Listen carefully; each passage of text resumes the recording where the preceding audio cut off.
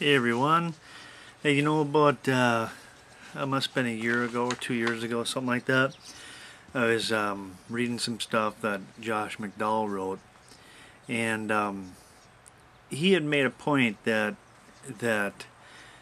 many scientists have sought to disprove Christianity, and in so doing, they could explain. Many of them could explain away pretty much everything. In one way or another, they could explain it away. The biblical accounts. But there's two things that he said that they could not explain away, and so not doing, these scientists that sought out to disprove Christianity from a slant of discrediting it completely, so definitely biased position. In so doing, they could not explain two things away, and they became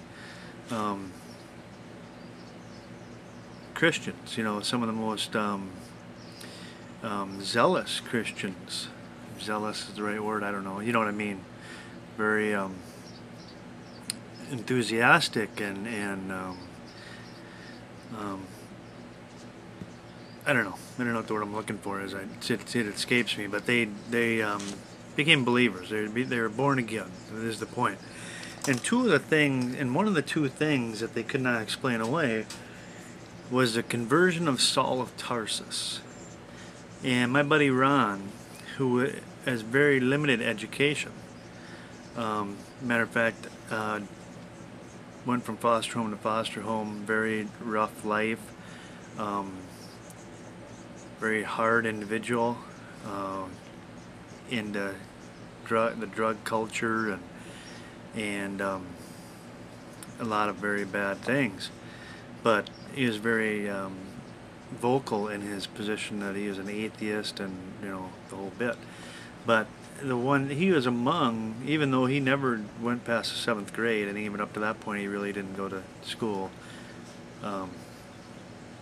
but so the education is limited, but he was among them very bright people in the world that were converted because they couldn't explain away the conversion of Saul of Tarsus.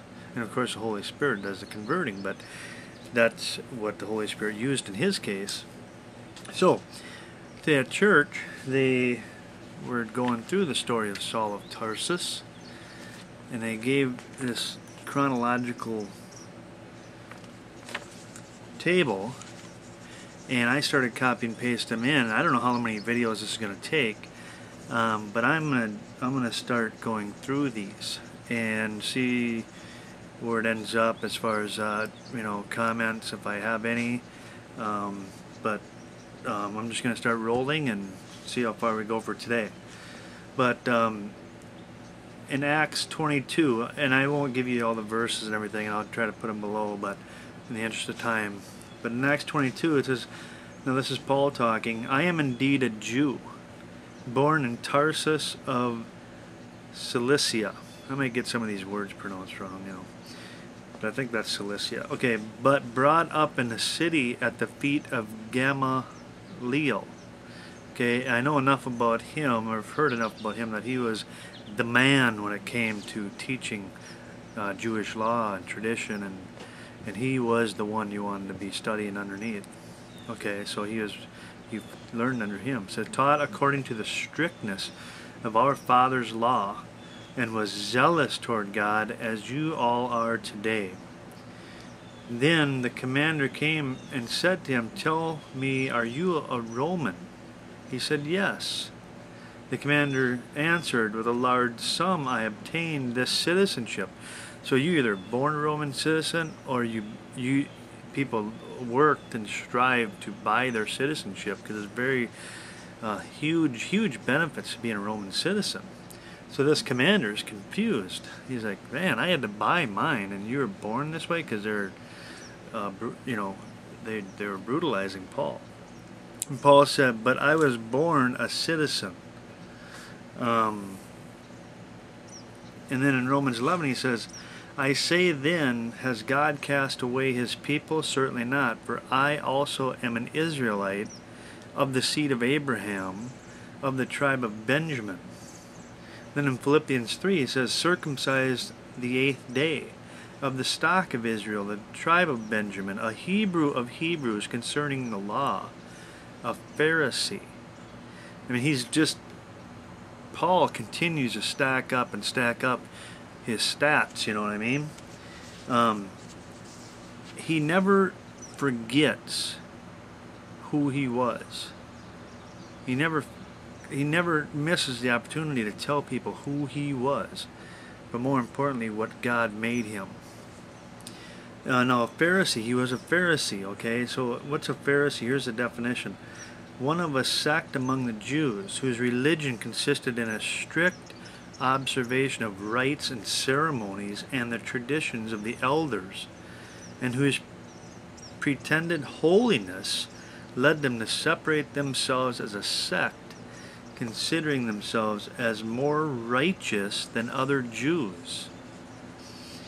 Okay, Acts 26. They knew me from the first, if they were willing to testify that according to the strictest sect of our religion, I lived a Pharisee. That's Paul again. Okay, Galatians 1:14. Paul said, and I advanced in Judaism beyond many of my contemporaries in my own nation, being more exceedingly zealous for the traditions of my father. Okay, in Philippians 3:6 he says, concerning zeal, persecuting the church, concerning the righteousness which was in the law, blameless. Okay, and in Acts 7:58 he says, and they cast him out of the city and stoned him, and the witnesses laid down their clothes at the feet of a young man named Saul. Okay, now they're giving the account of when Stephen, the first Christian martyr, was stoned. Who was there? Who was on the scene? Who were they putting their jackets, their garments next to it at the feet of? Saul. This Pharisee, brought up in the strictest instruction and education, stats beyond anybody could imagine, circumcised on the 8th day, which is a big deal, the stock of Israel, the tribe of Benjamin, taught by Gamaliel, just concerning the law, blameless. And what was he doing? Persecuting the church. Okay, we're going to get more into that later, but I'm going to stop there for today. Looks like this is going to take at least a few days to get done. So God bless you all. We'll see ya.